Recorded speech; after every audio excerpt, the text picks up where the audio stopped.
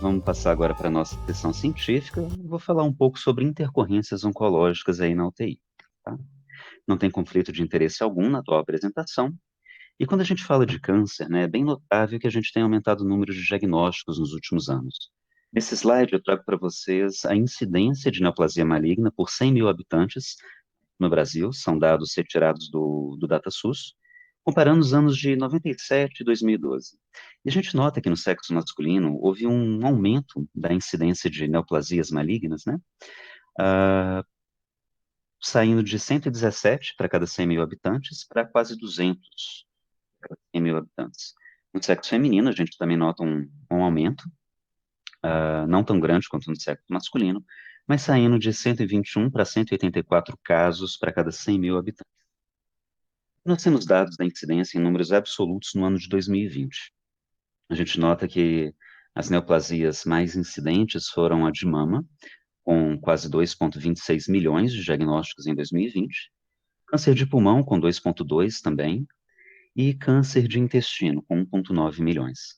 Tá? E quando a gente soma todos esses principais tipos de câncer, né, com próstata, pele e estômago, a gente tem quase 10 milhões de casos, um pouco mais que 10 milhões, de casos diagnosticados no ano passado. Tá? E quando a gente fala de tratamento oncológico, é bem notável que esse aumento da incidência é acompanhado também por inovações em termos de tratamento.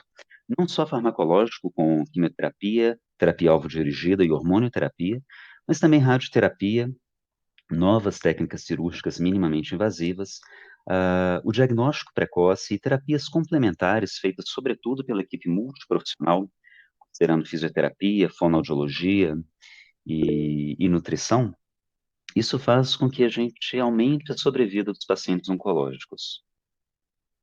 E para nós que somos intensivistas ou médicos que lidamos com pacientes críticos, pacientes graves, é muito difícil e certamente foge do nosso escopo conhecimentos de detalhes sobre estadiamento do câncer ou sobre tratamento, né? A impressão que eu tenho é que a cada 6 meses sai uma droga diferente, melhor que a anterior. E a gente acaba tratando os pacientes de maneira sindrômica, e a gente vai enquadrar os pacientes nessas quatro grandes síndromes que eu acredito que sejam as principais síndromes, é, as principais intercorrências oncológicas em UTI. Seria a síndrome de liso tumoral, a neutropenia febril, síndrome de hiperviscosidade e leucostase e hipercalcemia. Falando um pouquinho de neutropenia febril, turma, neutropenia febril eu acho que é uma das intercorrências mais comuns que a gente vê lá no Hospital da Luz, e acho que não é mistério para ninguém que é uma das principais intercorrências, né, durante o tratamento quimioterápico. A gente sabe que quando o paciente recebe quimioterapia, existe um nadir da neutropenia dele, que ocorre entre o sétimo e o 10º dia. A incidência é tão grande a ponto de acometer cerca de 80% dos tumores hematológicos e 10 a 50% dos tumores sólidos. Alguns fatores de risco são aqui listados, como, por exemplo, a idade avançada, a presença de uma doença neoplásica também avançada, história prévia, se o paciente já teve neutropenia febril antes, a não utilização de profilaxia com granuloquina, a presença de mucosite, uma associação também com doença cardiovascular, e um status performance já depletado. Para a gente fazer o diagnóstico de neutropenia febril, basta a gente, né, olhar para o nome da síndrome, né? O paciente tem que estar neutropênico e febril. Neutropenia a gente vai definir como uma contagem de neutrófilos abaixo de 500 células por ml, e a febre a gente vai ter dois critérios para poder categorizar o paciente. Ou uma temperatura axilar, um valor absoluto maior ou igual a 38,3 graus Celsius, ou então a temperatura axilar acima de 38 graus Celsius por mais de uma hora em pelo menos duas aferições distintas. A gente vai estratificar o risco da neutropenia febril pelo score de MASC. Esse score é interessante porque ele tem 7 características e quanto mais pontos o paciente tem aqui nessa estratificação, menor é o risco dele. Então, as características que são avaliadas para a estratificação de risco da neutropenia febril são a intensidade dos sintomas em assintomáticos, sintomas leves, moderados a grave, ausência de hipotensão, ausência de DPOC, Se o paciente é portador de um tumor sólido e na ausência de infecção fúngica, paciente não hospitalizado ao surgimento da febre, ausência de desidratação e a idade menor do que 60 anos. E é bem interessante porque a gente consegue estratificar a mortalidade do paciente. Então, os pacientes que pontuam muito nesse score, que são aqueles de baixo risco, têm complicações em torno de 18% dos casos e uma mortalidade em torno de 3%. Quando a gente considera o paciente como de risco intermediário, as complicações já sobem para 40% e a mortalidade para 14%. Para aqueles pacientes de alto risco, que têm a pontuação menor, eles têm uma incidência de complicação bem mais alta, que beira 80%, e uma mortalidade de mais de um terço dos pacientes. E quando o paciente tem neutropenia febril, se ele for considerado como sendo de baixo risco, a gente não precisa necessariamente fazer o tratamento com o paciente internado. Pode ser feito em regime ambulatorial, com acompanhamento mais restrito, mas até mesmo com antibiótico venoso. O nosso escopo de conhecimento está aqui embaixo, nos pacientes de risco intermediário ou alto risco, que a gente vai sempre tratá-los em regime de internação, quer seja de enfermaria, quer seja de terapia intensiva. Quando a gente recebe um paciente neutropênico febril, a gente tem que essencialmente considerar que ele está infectado, né? Pelo baixa contagem de neutrófilo que o paciente tem, às vezes a febre é o mais precoce e às vezes o único sinal de infecção. Então a gente tem que considerar o tratamento do paciente com antibiótico, de preferência precoce, e a gente tem que também pesquisar qual que é o agente etiológico daquela infecção, daquela possível infecção, e pesquisar qual que venha a ser o sítio principal desse paciente. Então, a gente sempre vai considerar a microbiologia prévia dele, se ele está em uso de corticoterapia ou não, se fez alguma cirurgia recentemente, se ele já utilizou algum antibiótico prévio, quais são os sinais e sintomas de infecção dele, se ele tem ou não alguns dispositivos invasivos. Em relação à propedêutica inicial, é muito importante a gente sempre pesquisar através de culturas, não somente de hemoculturas de sítios periféricos, mas também de qualquer foco que você ache um foco potencialmente implicado. Existe uma indicação formal da gente considerar a tomografia de tórax, também lavado broncoalveolar, que seria um paciente que tem uma neutropenia mantida por mais de 10 dias, ou uma neutropenia grave, que seria uma contagem de neutrófilo abaixo de 100 por ml, ou uma febre persistente por mais de 3 dias. Claro que cada instituição vai ter o seu protocolo, o seu regime preferencial de antimicrobiano, mesmo porque ah, o antibiótico inicial ele vai depender da microbiota de cada nosocômio. Mas é muito importante que, independente da escolha, a gente trate pseudomonas. Tá? Então, todas as opções que são listadas nos principais guidelines têm cobertura para pseudomonas, que é um dos principais gram-negativos associados a um desfecho pior nos pacientes oncológicos. Eu trouxe aqui algumas condições especiais, né, que às vezes geram dúvida na gente. Por exemplo, o catéter venoso central, né, o paciente neutropênico febril, a gente tem sempre que remover esse catéter ou não, tá? A remoção do catéter, ela é imperativa quando a gente suspeita que aquele foco, o foco de corrente sanguínea associado ao catéter, é o principal foco do paciente, tá?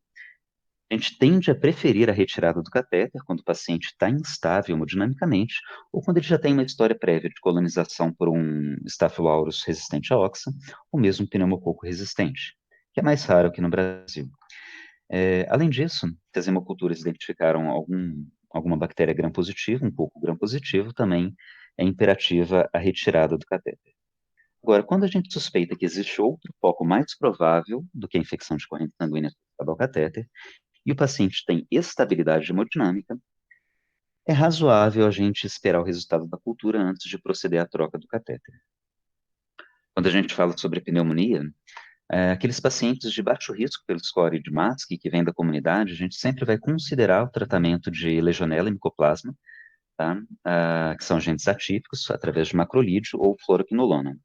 E quando os pacientes são classificados como alto risco pelo score de MASC, a gente vai sempre pensar também em aspergilose, tratando com voriconazol ou anfo-B, e pneumocistose, cobrindo aí, aliás, tratando com Bactrim. Muito importante a gente sempre ter um pensamento além, né, que é uma coisa que o Luiz sempre fala, né, a gente pensar fora da nossa caixa e considerar alternativas aí quando o paciente tem lesões vesiculares, o tratamento para herpes simples ou mesmo citomegalovírus.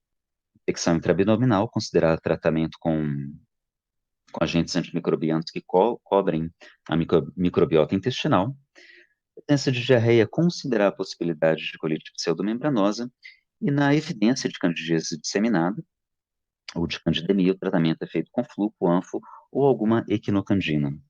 Tratamento, só lembrando, né, a gente trata por 14 dias a partir da primeira hemocultura negativa ou até a resolução da neutropenia. Doutora Kelly, algum comentário que você gostaria de fazer nesse momento? Não, não, por enquanto não. Perfeito. Dando sequência, turma, vamos falar um pouquinho agora de hiperviscosidade de leucostase. A síndrome de hiperviscosidade é muito interessante, ela é muito instigante do ponto de vista semiológico, porque a gente precisa fazer um diagnóstico diferencial dessa entidade com sepse. Tá? Definindo em poucas palavras, né, a síndrome de hiperviscosidade é uma condição oncológica, ela cursa com aumento da contagem de elementos celulares hematológicos ou de proteína série. Né, isso leva a aumento da viscosidade sanguínea, hipoperfusão tecidual e disfunções orgânicas. Em relação à etiologia, né, a síndrome de hiperviscosidade, ela acaba se associando a neoplasias hematológicas, essencialmente. Então, a gente cita aqui a macroglobulinemia de Waldenstrom, mieloma múltiplo, leucemia e policitemia. E é muito importante, né, a gente ter uma visão de que quando a gente aumenta a viscosidade sanguínea, além da gente comprometer o fluxo sanguíneo global para os tecidos, a gente também compromete a dissociação de oxigênio da hemoglobina. Tá? Então, a gente tem um duplo mecanismo aí para justificar a hipoperfusão tecidual. Existe uma tríade clássica, né, que é descrita de sintomas para a síndrome de hiperviscosidade, que seria alteração do estado mental, alterações visuais e sangramento. No entanto, as evidências, assim, em termos de incidência ou de prevalência dessa tríade clássica, até hoje não são bem definidos. Então, a gente tem que considerar a síndrome de hiperviscosidade sempre que o paciente tiver alguma disfunção orgânica e sempre que ele preencher alguns critérios diagnósticos. Vão ser dados pelo aumento da contagem de leucócitos, essencialmente acima de 100 mil células, né, configurando aqui o que nós chamamos de leucostase, um aumento da contagem de eritrócitos, marcado por aumento da hemoglobina, assim, acima de 20 gramas por decilitro, e associado também a sintomas de hipoperfusão, como nós já falamos.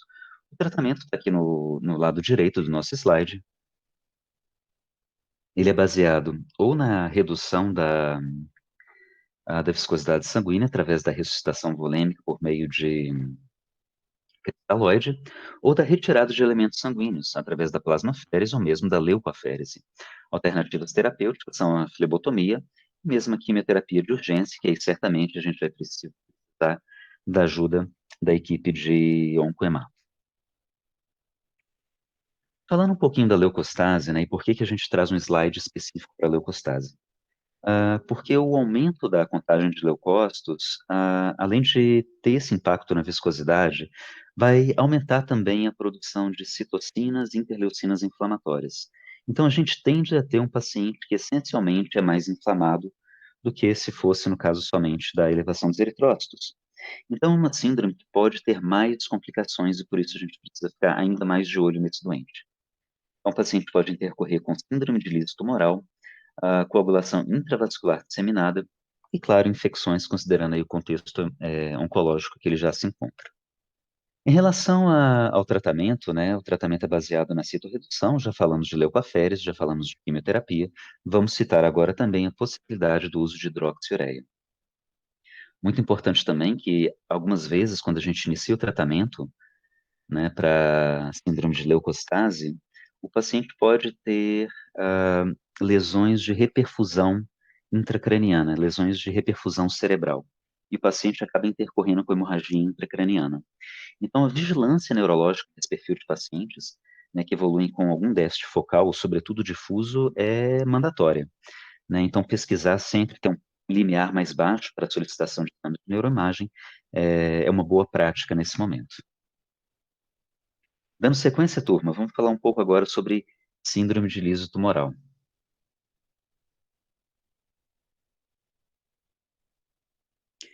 Síndrome de liso tumoral, então, aqui em poucas palavras definidas, né? Nós temos uma entidade oncometabólica que leva à desregulação eletrolítica, a partir do processo de morte celular acelerada, que pode ocasionar disfunções orgânicas ameaçadoras à vida, sobretudo renal, cardíaca e neurológica. Então tá aqui. A gente tem um processo de morte celular, que pode ser um processo espontâneo, que vai acontecer quando o paciente tem um elevado turnover de células neoplásicas, ou uma morte celular provocada, uma lise celular. E aí a gente vai provocar essa morte celular através do nosso tratamento, quimioterápico, radioterápico ou mesmo cirúrgico. Então, quando a gente tem a lise, os elementos ou os eletrólitos, né, que estão contidos no intracelular acabam caindo na corrente sanguínea e a gente passa a ter um desbalanço hidroeletrolítico aí do nosso paciente. Tá? Então, o potássio, que é muito presente no intracelular, acaba caindo na corrente sanguínea e teremos alterações, principalmente de arritmias cardíacas. As purinas, que são derivadas dos ácidos nucleicos, são metabolizadas em xantinas e, em última análise, em ácido úrico. Vão acabar se depositando, são pouco solúveis, e acabam se depositando aí nos túbulos renais, levando a um quadro de disfunção renal intrínseca. O fosfato, que também é aumentado no intracelular, cai na corrente sanguínea, e acaba quelando o cálcio que já existe na corrente sanguínea, levando à formação de fosfato de cálcio. Pode levar a nefrocalcinose e ainda piorando ainda mais a função renal. A própria hipocalemia, causada pelo aumento do fósforo, né, a quelação pelo fósforo, pode causar sintomas neurológicos. Tá? E a gente vai fazer o diagnóstico da síndrome de lise tumoral através dos critérios de Cairo Bishop, de 2004. Esses critérios, né, existem dois critérios, na verdade, o laboratorial, que é designado sobretudo para pacientes que estão assintomáticos, e a gente vai utilizar esses componentes que nós falamos, né, esses eletrólitos, né, o ácido úrico, o potássio, o fósforo, o cálcio, e a gente vai basear tanto no valor absoluto, né, desses eletrólitos, quanto no valor relativo de elevação deles, se o paciente já tinha algum distúrbio hidroeletrolítico prévio. Agora, quando o paciente tem sintomas clínicos, a gente vai utilizar as variáveis clínicas, que são esses três eixos principais que nós citamos: o renal, através da creatinina, o cardíaco, através de arritmias cardíacas, e o neurológico, através de convulsão. E a partir disso, a gente vai graduar em 5 graus. Eu acho até um pouco over, né? Porque o quinto grau é o óbito do paciente, né? Então, para a gente, o que importa mesmo seria do grau 2 até o grau 3, né? Sobretudo grau 3 e grau 4, no que a gente vai ter disfunção renal compatível com Cadigo 3 por critério de creatinina, presença de arritmias cardíacas, né, com necessidade de intervenção e controle por dispositivos, como, por exemplo, cardioversão elétrica, ou mesmo marca-passo, ou a presença de choque cardiogênico. Na convulsão, a gente vai ter um espectro variando de convulsões bem controladas até convulsões de difícil controle, chegando até estados epiléticos, que a gente vai ter que abordar de uma maneira um pouco mais agressiva. Só para a gente falar um pouquinho dos fatores de risco aqui, né? A gente tem idade avançada, desidratação, uso prévio de medicações nefrotóxicas, tá? Essa parte vai ser importante quando a gente falar de prevenção, e principalmente o tipo de neoplasia. Então, a gente sempre vai considerar de maior risco aquelas neoplasias hematológicas de alto grau. E aqui eu vou citar o linfoma de Burkitt, né, LLA, principalmente com contagem né, de leucócitos acima de 100 mil, ou LDH acima de 2 vezes o limite superior da normalidade. Tá? LMA também, o linfoma difuso de grandes células B, que não é incomum a gente encontrar na nossa UTI, doença de Burkitt. E outros, né, só para a gente contrastar aqui um pouquinho, né, que a gente considera como sendo de baixo risco, são os linfomas indolentes, as leucemias crônicas, ou mesmo as agudas, com uma contagem de leuco abaixo de 25 mil, o próprio mieloma múltiplo, que às vezes leva uma certa dúvida, né, na prática recorrente nossa, e cânceres sólidos. Falando de prevenção, antes de falar de tratamento, a prevenção é baseada em otimização da função renal. Então, a gente vai sempre considerar uma hidratação venosa, né, satisfatória, avaliar a necessidade de diuréticos de alça quando o paciente ficar congesto, a suspensão de medicações nefrotóxicas e o segmento feito através de exames laboratoriais, principalmente dos eletrólitos que nós citamos anteriormente. Vamos citar também duas medicações, que seria o alopurinol e a rasburicase, que vão atuar especificamente na na produção de ácido úrico. Lembrando que o allopurinol é um análogo de xantina e ela vai se ligar à xantina oxidase, impedindo a formação de ácido úrico. Tá? Então, reduz a produção de ácido úrico. E a rasburicase é uma enzima que degrada ácido úrico, é pouco solúvel, em alantoína, que é mais hidrossolúvel, mais fácil de ser excretado pelo rim. E aí a gente teve uma situação, né, que a gente ficou na dúvida qual que era a dose de rasburicase para a gente administrar para o paciente. E aí, nesse momento, você tem duas opções. Ou você, né, abre o UpToDate, né, ou você pergunta para o Luiz, né, que vai te falar que a dose é de 0,2 miligramas por quilo. Né, o tratamento é feito aí, varia, né, conforme a referência, mas em torno de 3 a 7 dias. Em relação ao tratamento, né, agora não falando mais em prevenção, estamos falando em tratamento, ou seja, as complicações, a gente vai tratar a hipercalemia do jeito que a gente já sabe tratar. Medidas exfoliantes com furosemida ou Sorcal, medidas de shift com solução polarizante ou beta-2 agonista de curta. Para a disfunção renal, a gente vai considerar terapia renal substitutiva, o uso de quelante de fosfato, que seria o sevelamer, principalmente quando a gente tem um produto de fosfato e cálcio mais elevado, e a convulsão, principalmente na sua forma mais grave, que seria o status epiléticos, a gente vai sedar, vai intubar e fazer o diagnóstico diferencial através de tomo de crânio e eletroencefalograma. Chegando por último, né, na nossa quarta síndrome, seria a hipercalcemia da malignidade. Tá? A hipercalcemia da malignidade é uma síndrome paraneoplásica muito comum. A gente tem uma incidência de cerca de 30%, acometendo tanto neoplasias sólidas quanto hematológicas. Geralmente se associa a um pior prognóstico e é mais comum em fases avançadas da doença. As três principais neoplasias associadas são de mama, de pulmão e o próprio mieloma múltiplo. E tem dois mecanismos que são os principais, né, que justificam quase 100% dos casos de hipercalcemia da malignidade, que seria o mecanismo humoral e o mecanismo osteolítico. No mecanismo humoral, que é o mais comum, a gente tem um tecido tumoral produzindo uma proteína chamada PTH-RP. Esse RP significa Related Protein, que seria uma proteína relacionada ao PTH. Essa proteína ela mimetiza a ação do PTH e acaba causando a hiperativação dos osteoclastos. Leva à reabsorção de matriz óssea de fosfato de cálcio e liberação de cálcio iônico na corrente sanguínea. Já no mecanismo osteolítico, que é um pouco menos frequente, 20% dos casos, a gente tem invasão da medula óssea pelas células tumorais. E aí a gente tem a indução de uma atividade inflamatória e vai ativar de maneira inapropriada os osteoclastos, que vão ter esse mecanismo também de reabsorção de matriz óssea e elevação da calcemia do paciente. Os últimos dois aqui são menos comuns, responsáveis por menos de 1% dos casos aí, de hipercalcemia da malignidade. E o diagnóstico da hipercalcemia a gente faz através do cálcio sérico corrigido, que a gente vai conseguir através dessa fórmula daqui, o cálcio total corrigido pela albumina. O valor de referência são 10,5 miligramas por decilitro, e a gente vai classificar a hipercalcemia em leve, moderada e grave, a partir desse valor sendo grave acima de 14 miligramas por decilitro. Muito importante, né, a gente citar que as manifestações clínicas dependem não só do valor absoluto do cálcio, mas sobretudo da velocidade de instalação da hipercalcemia. Os sintomas estão aqui listados nesse slide.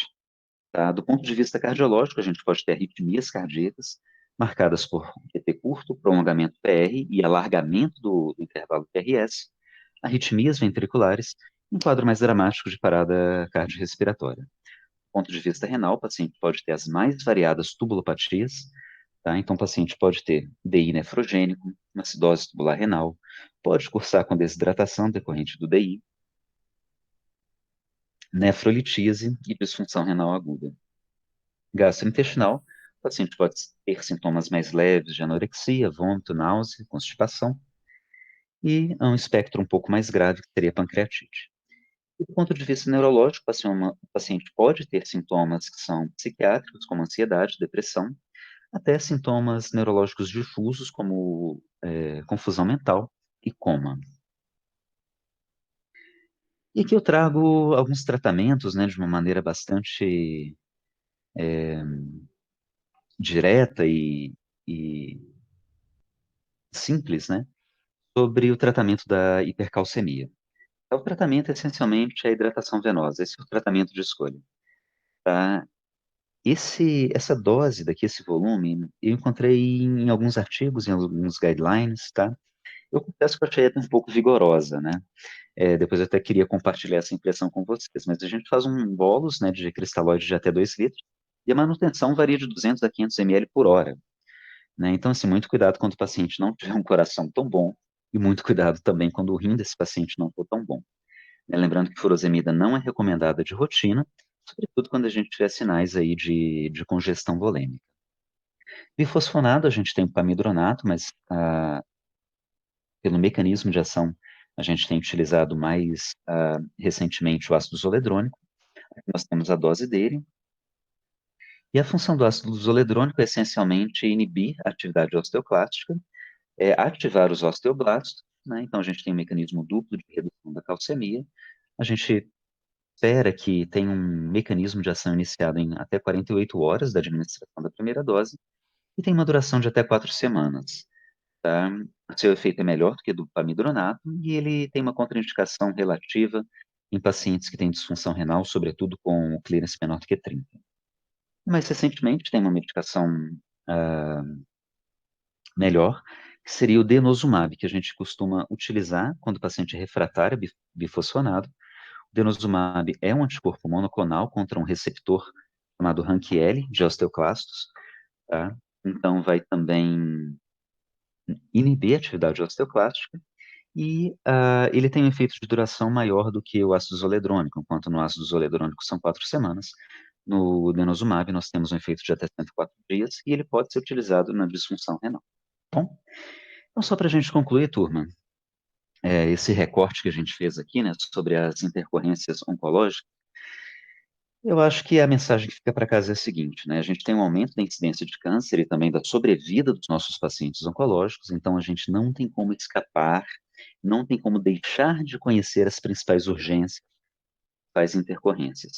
Vale não só para a gente que é intensivista, mas vale para o hospitalista, vale para emergencista também. O diagnóstico etiológico é sempre um desafio, e muitas vezes a gente vai precisar de pensar fora da caixa, né? Quando a gente coloca o paciente dentro dessas 4 síndromes, às vezes a gente vai ficar na dúvida se o paciente tem ou não tem sepsis, se ele tem ou não tem sangramento do sistema nervoso central, quais são as causas da disfunção renal daquele paciente, tá?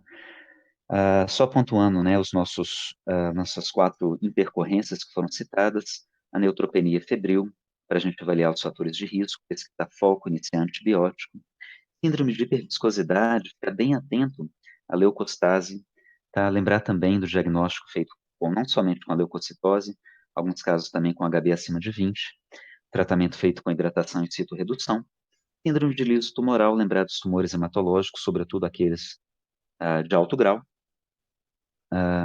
Melhor que a gente pode fazer é prevenir, mas quando a gente tem hipercalemia, hiperuricemia, hipocalcemia, a gente vai sempre atuar na correção dos distúrbios hidroeletrolíticos, e no caso da hipercalcemia da malignidade, hidratação venosa, bifosfonado e denosumab. Lembrar também, né, da nossa importância, né, que a gente sempre prega aí todos os dias do segmento que é multidisciplinar, tá? Não somente em termos de equipe de fono, físio, nutri, farmácia, uma integração muito importante que a gente tem que ter, né, com a equipe de oncologia e de hematologia, e eu digo isso não somente pelo fato da Kelly estar aqui, mas lembrar que nós precisamos, né, trabalhar em equipe, precisamos somar os nossos conhecimentos.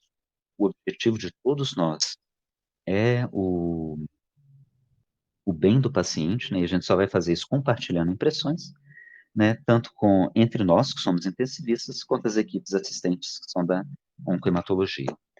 São as referências bibliográficas que foram utilizadas na aula atual. Queria agradecer a atenção de todos e abrir espaço aí para a discussão.